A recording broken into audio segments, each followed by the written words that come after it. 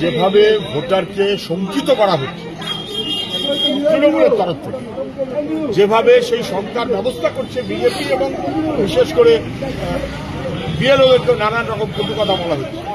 আবার কেউ কেউ বলছেন গাছে বেঁধে রাখবো, ঠ্যাং ভেঙে দেবো, মাথা মুড়িয়ে দেবো, ইত্যাদি ইত্যাদি করছেন।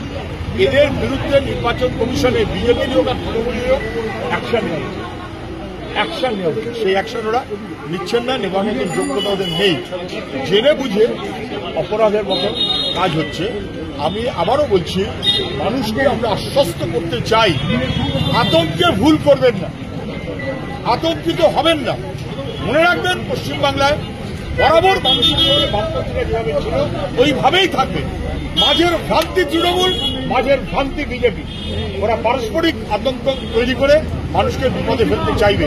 ভরসা রাখুন, কোন ভূত ভোটার লিস্টে থাকতে দেব না, কোন যোগ্য নাম ভোটার লিস্টের থেকে কাটতে দেব না। ভোট যেতে হবে না কোথায় যেতে হবে দেখে নেব, বুঝে নেব। নাম আছে এরকম ঘটনা শুধু এক জায়গায় না, এর আগেও অভিযোগ হচ্ছে। কি বলবেন?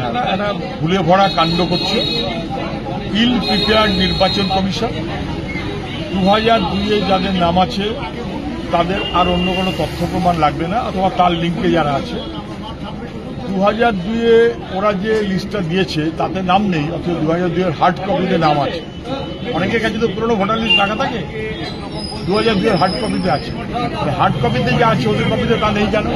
এরকম অনেকগুলো জায়গাতে পাওয়া যায়। নানা বিধ কাণ্ড, নানা বিধ। আমরা সেই কারণেই বলেছিলাম শুধু 2002 কেন করবে, তারপরেও তো লোকে ভোট দিয়েছে 2011, 16, 21, 24, এগুলোকেও কনসাল্ট করতে দিন। ওরা এখন রাজি না। আমরা বলেছি যে নির্বাচন কমিশন সেটা করুক। এরা আসলে তালগোল পাঠাতে চায়, আসলে মানুষকে হেনস্থা করতে চায়।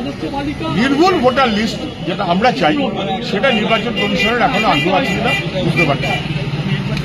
ঠিক এর আগে যেমন এনআরসি নিয়ে একটা আতঙ্ক তৈরি করা হয়েছিল, এনআরসি নিয়ে যেমন আতঙ্ক তৈরি করা হয়েছিল, তেমন করে এসআইআর নিয়ে একটা আতঙ্ক তৈরি করা হয়েছিল। এটা কেন করলো?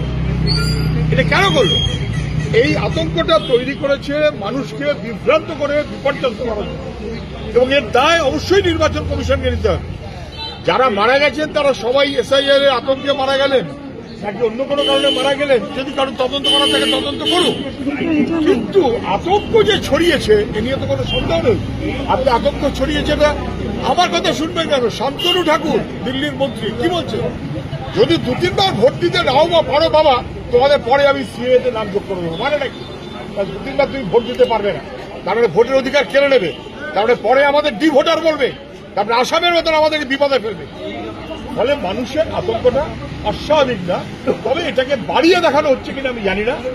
আতঙ্কটা যাতে না থাকে তার মতো করেই আমরা মানুষকে আশ্বস্ত করতে চাই, আপনার নাম বাদ দিতে দেব না।